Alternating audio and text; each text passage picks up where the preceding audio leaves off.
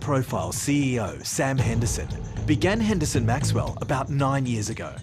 It's an independently owned financial practice specialising largely in self-managed super funds. With a growing media profile and 2 books on SMSF, Sam Henderson is focusing more and more on becoming the go-to practice for self-managed super funds advice. I'd like Henderson Maxwell to be a household name. I'd like us to be the preeminent name in superannuation and retirement planning. That's where we'd love to be. Sam set himself a list of objectives, but it's building scale, which is the focus of today's expert meeting with Kath Bowler. Kath is a key expert with AMP-owned SMSF advice and a leading expert in accounting licensing and education. So Kath, maybe you can give me some advice on the scalability of SMSFs. Obviously it's an area of growth in the industry. It's certainly been our biggest area of growth. So what advice would you have for me in that space? In terms of growing your business in the SMSF space, there are going to be challenges if you're going to focus that area in getting scale. We've done a lot of work at AMP as to what's scalable, what's not scalable, and the advice element is scalable to some degree on smaller clients. But I guess, given your knowledge and your expertise, where you add value is the bit that you can't scale. Yes, yeah. We've actually sort of steered away from the whole scalability issue, because if we can't provide good strategic advice in an engaged relationship, we actually don't want the relationship, because it's in fact not a relationship. Yes. So we've backed away from it a bit. During this series there's been a lot of questions about providing scalable financial advice. But I don't think it's really possible in SMSFs. Would you agree? That's what I'm getting at. And I think like you've got opportunities because of your profile and attraction to the younger client to build something scalable. But building scale in the SMSF area, if that's where you choose to focus, I think will be challenging. The higher net worth client that you want to serve, the less it's scalable. Yeah, I certainly worked that out in the past, having sort of been a little bit burnt out a few years back trying to provide everything to everybody. The business at the moment's 200 clients giving us a few $1 million of revenue, so it's been working, but now how big can the business go if it's just focused on that? And that's probably what we're grappling with at the moment. Well, the accounting world is changing over the next 4 years because of licensing, and they're going to have to pick whether they go generalist or specialist, which creates an opportunity for you once they've worked out which camp they're in. So I think you're going to have these specialists and these generalists, planners and accountants who will need to partner with a specialist advisor from whatever background. And I think if you want to partner with accountants, you need to understand how their world is changing and what licensing means for them, what they can and can't do. For those that are sort of sitting on the, say, 30 to 50 SMSFs, the cost of licensing is going to prohibit them, I think, from continuing to stay in that 30 to 50 space. And do they want to partner with someone like you, which is there's significant opportunities, or do they want to get into it themselves? So you're saying the space of 50 accounts, 50 SMSFs plus is where they need to be licensed? Oh, plus, yeah, and rapidly growing. So we've sort of been doing some modelling on the costs of licensing. It doesn't matter which option they go. But if they want to get into licensing and give strategic advice, then you're going to need 100 plus SMSFs really to make the costs of moving into that space worthwhile. Some accountants may do it regardless of the cost because of that overall client service, and these clients are far more valuable than just the SMSF advice they give them because they're large business clients. Another opportunity, and it really depends on whether you want to take it or not, is there are going to be accountants that are going to start to want to move into this technical space, which you provide, but they are not going to be able to provide product advice. And whether you are interested in and want to provide that product advice to clients, that's going to be a huge opportunity moving forward as well. Because their licensing, the limited licensing that ASIC is introducing and licensing that we have, prohibits the accountant from giving product advice. So in some cases, as you know, clients will go and do it themselves. In other cases, they're going to need an advisor that wants to partner and do that. Because it's so confusing, there's a real opportunity to be that source of knowledge for the accountant and helping them work through this change that they're going through. Great. Excellent. So Sam, in terms of the opportunities for your business going forward, I think there are so many opportunities. Your challenge is to pick which one you want to take or pick ones that are complementary. I question whether younger audiences and even the media profile that you have in the younger audience fits well with the SMSF specialist area in the growing area. And if that's your target market, can you use your media profile and use audiences that fit that profile better? Great. So that would be my wrap-up. Excellent. Kath, thanks so much for your advice. It's been great. Valuable advice from Kath Bowler and a strong reminder to Sam that he could take advantage of the changing competitive landscape for SMSF advice. One thing she did say specifically was that we have lots of opportunities and we need to focus on those opportunities. But as you're growing and as you get a lot more inquiries, the temptation is to start going out and doing everything for everybody again. I think that is a really important point that she made, and that's going to be the temptation. And I suppose I'm going to need the discipline to not go down that path. So the advice from self-managed super fund expert Kath Bowler could see Sam rethink his plans to scale SMSF advice. Her recommendations were to shift his focus to accountants as partners, all the while ensuring he is leveraging his media profile to the right market. For the past 25 years, Jim Taggart had devoted his working life to building the Taggart Group. With a client base of around 6,000, Jim recently sold both the insurance division and financial planning service to Austbrokers. In order for Jim to maximise his earnout, he must remain focused on both client and staff retention. Today, Jim is meeting with expert Steve Prendeville from Forte Asset Solutions, the very man who brokered the sale with Austbrokers.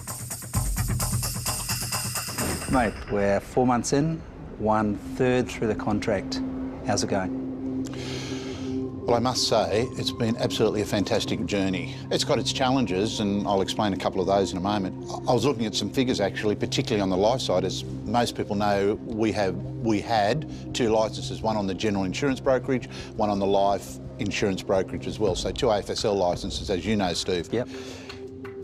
I think, overall, if I was to take an umbrella approach, it's gone very well. In fact, on the life side, our asset and service and those particular things has grown. So are we going to challenge that 10% ceiling? We're going to go past it? When people put faith in you, you've got to work with them, and what you say is critical. Yeah, absolutely. Those guys, and I shouldn't really say those guys, but if I may even use the term partners, yep. In a general sense, believed in us and the story that we told, and I want them to be rewarded for having faith in us at the business end and also at the industry end. One of the keys to the success was going to be the staff, and that was the key focus through all the negotiation. How are they? They're all there, I take it. What's the morale like with such a significant change? It has been a significant change. You ask a really important question. Just in the last couple of weeks, we've had a couple of people resign. For a variety of different reasons. I think what happens is that people see things from their own perspective, and I think our staff are quality staff. No doubt. And all of you, they've been with you so long. You know, that was a real, I think, signal to the culture, was the retention of your staff. And so I'm surprised that you've lost a couple. Yeah, for different reasons. Yeah. Personal, not business, or is it? I think it's a whole range of things. I've really not ascertained the particular reasons for that. And in fact, I don't even know where they're going, to be quite honest. So it's not so much that we've a shift in the culture, or that the new owners have come in and sort of, you know, put a negative stamp on it, or no, I don't think so at all. The team is as unified as that they were previous? Absolutely. Yeah, I have no problem with that. You can't have your revenue growing and have those forces operating, pulling it the other way. I'd like to think that they were just individual, coincidental situations in their own lives, their own personal lives, that caused that. The cultural aspect for me hasn't changed. So with the personnel that are about to leave in the next couple of weeks, you've obviously, we've got contractual protection. The employment contract definitely is very high on non-solicitation. We again allowed freedom on the restraint side of it. Do you think that the departures pose any risk on the client retention, revenue retention side? It is my view, and since you've asked me the question, I can only express it from my perspective.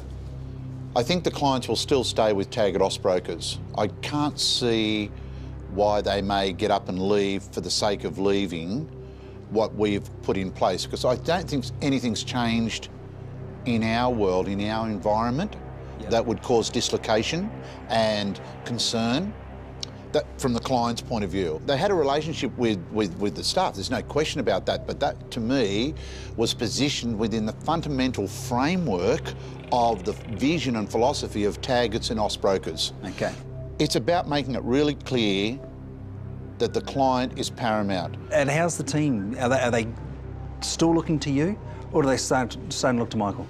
I think they look to me for certain things selectively that they need an answer like that. Yeah, good.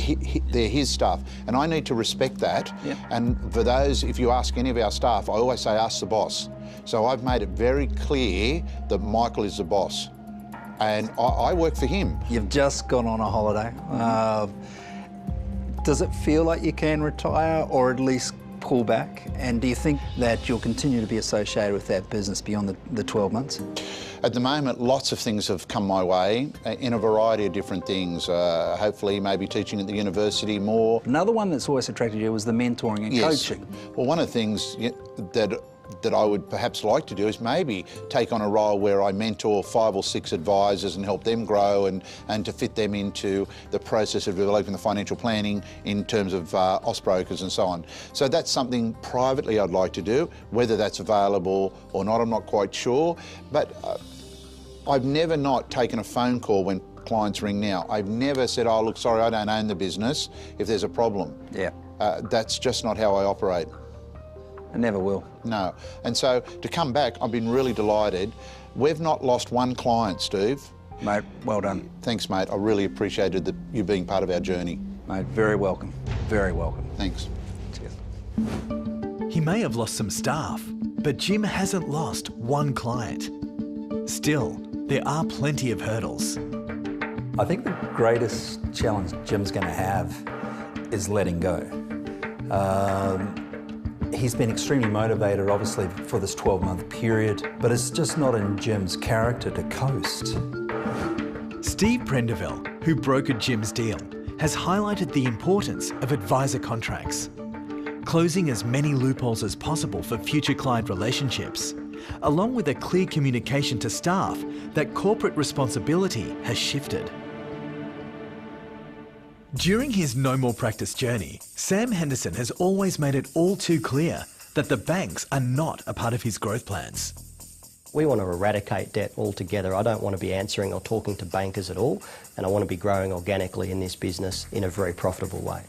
Today, that may change. Daniel Lowinger, the NAB National Manager Financial Planning, may just change Sam's mind. He's an expert in providing banking solutions for the financial planning industry and advice for acquisition and succession funding. So this should be interesting. Sam, it's good to finally meet you. Barry gave me a call the other day to suggest that we should have a discussion around a few aspects. So maybe you could run through your business and what you're actually looking for at the moment. Yeah, sure. The business has changed quite a lot over the 8 years. We've spent a lot of time, processing the business and, getting the business in shape. But we've done a few acquisitions in the past, and we've used bankers like yourself to help us fund those acquisitions. I've heard you love bankers, though. Oh, we love bankers. Of course, we love bankers. But one thing we're trying to do at the moment is to actually reduce debt rather than to increase it and get ourselves in more debt. Obviously, in the face of the GFC, we've come through with flying colours, which has been great. But I still don't necessarily want a bank as my partner. So we've actually sold a Melbourne business, and we're using the money from that sale to repay a large chunk of the debt. And we have a small client base which we're also looking to find a strategic partner for, so to speak, and that will help reduce the debt entirely. So from our perspective, we're actually looking to reduce, and then as some of our younger advisors come on board, we want to be able to, I suppose, put a succession plan in place to enable them to buy part of the business, or if we find appropriate business partners or joint venture partners, how we can finance acquisitions for them to become part of our business.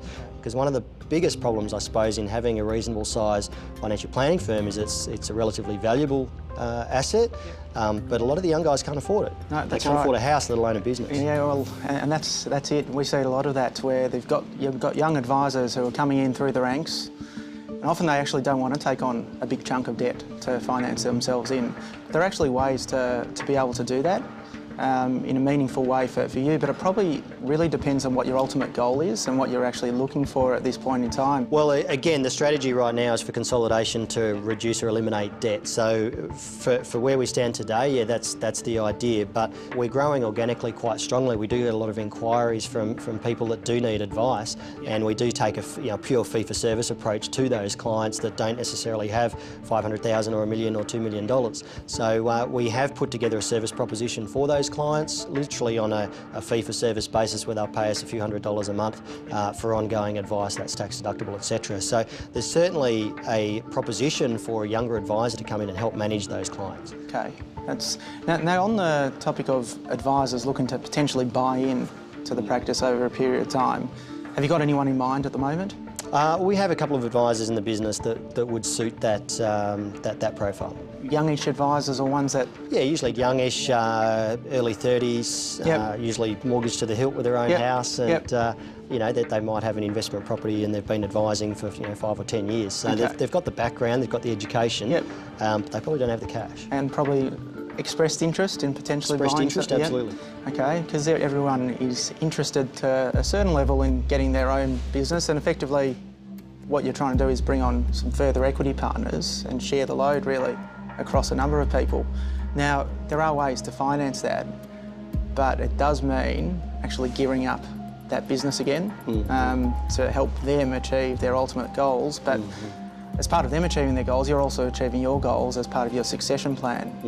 Because as you found probably going through the process of selling your business, there are plenty of buyers out there, but they also need to find the right fit. And often the best way to go through a succession plan is that internal succession, because the person buying in knows the business and knows it very well. There are ways that you can get these individuals in, and the best method that I find is actually getting everyone in a round table discussion to talk through some of the risks on all sides. So you talk through the advisor, so what's he going to ultimately get out of it, but what's he willing to put in there? And then from your perspective, you still need to get comfortable with the fact that your business is going to be on the line. And if you can't get around that hurdle, then the succession plan may have to go around another avenue. Well, the other option, of course, is just to hire employed advisors, and Yep. that way you're not taking on the additional risk. I mean, it seems crazy to take on the additional risk for somebody else to buy into the business and then have them default and then be responsible for that loan. With people that are buying into the business, they then become your equity partners and partners in your business. So it's a very different dynamic to what you may have been used to in the past. Well, you've got to have that cultural alignment and the educational alignment, as well as the ability to bring in new clients, similar to myself. Otherwise, it's not worth having somebody as an equity holder. Sam, it's really been great to meet you, and you've got a great story that you've told. And I think we need to pave a way for some of these individuals who you've targeted and you think they're right to potentially buy equity into this business and have a bit of an educational piece with you and the people looking to buy in. You've also mentioned that you want to have a bit more time with family and doing other things outside of the business. So this succession plan and getting people into the business would certainly help with that.